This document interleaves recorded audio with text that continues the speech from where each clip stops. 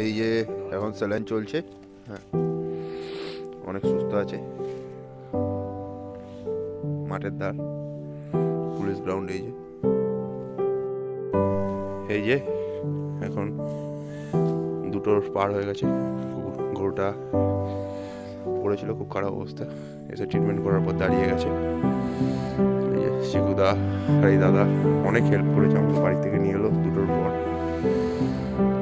এখন আপাতত ভালো আছে, কাল সকালে আরও ফ্রেশ করে ট্রিটমেন্ট হবে। এই যে এখন স্যালাইন চলছে,